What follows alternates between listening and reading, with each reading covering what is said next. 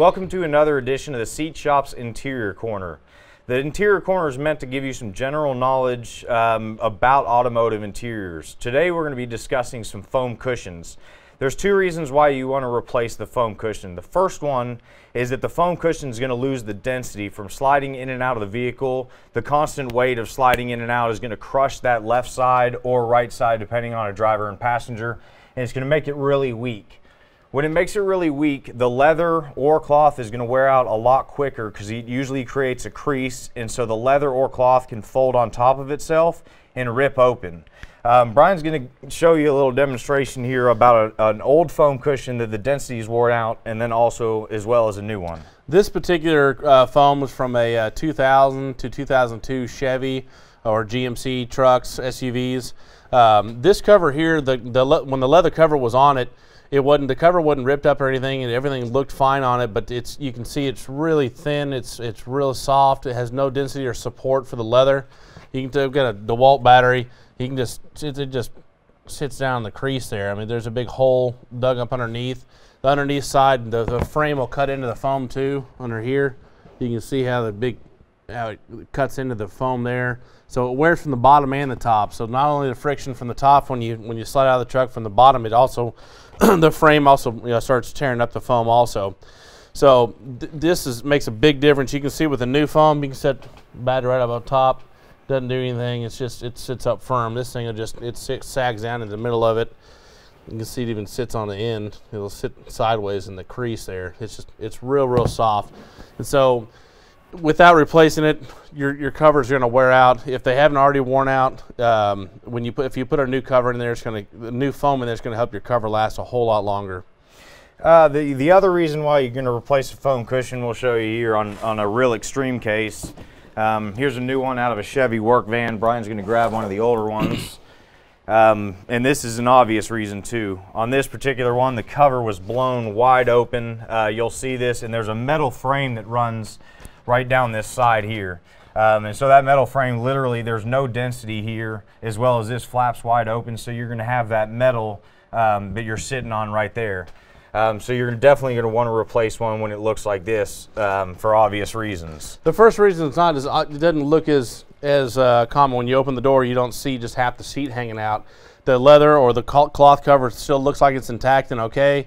And you may think, oh, the foam must be fine. I can't see anything wrong with it. The foam, there's not chunks of foam missing. But in fact, it's one of the worst cases right there because there's no density. It just pancakes down when you put any weight on it when you slide out of the truck. And your new cover, whatever you put on there, is not going to hold up. It's going to wear out. And 6 months, you're going to be back at the same spot with it all torn to hell.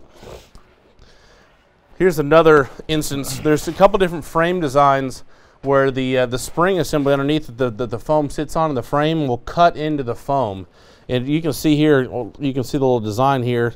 This is where the springs just cut into the foam all the way down it. So you can stick your finger, inch into the cover all the way around.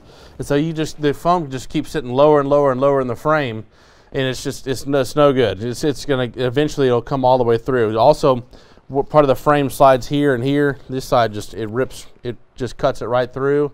So you're going to lose all support there, and it's just going to tear the foam up because now you're just riding down on the metal, and the metal's cutting up into the cushion.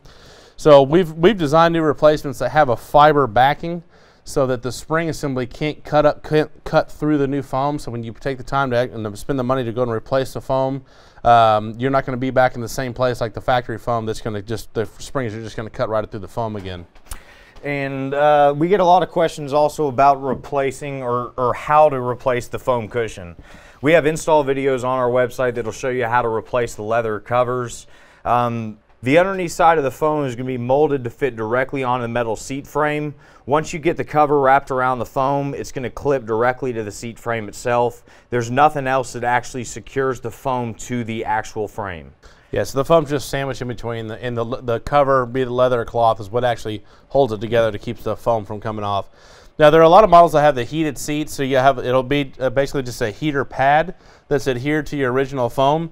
It's really easy to peel your old heater off. They're typically going to be held on from two spots. There'll be an adhesive strip across the front and across the back on your factory cover, so you can just start at one corner and just peel the heater off the front and back. And then you can, when you transfer to the new one, you can get a spray adhesive and run a strip across the front and a strip across the back. You don't want to coat the whole thing in glue and glue it back down. You just want to re-glue where the original one was hooked on, so typically across the front and the back. So it's real simple. It's transfer your heater over. If you have heated seats when you're putting the new foam in, it's not a problem. It won't take you but an extra minute or two in your install. And we also manufacture the leather replacement seat covers as well as the foam cushions for Ford and GM trucks and SUVs. At this point, if you got any questions, please give us a shout, 214-710-2565.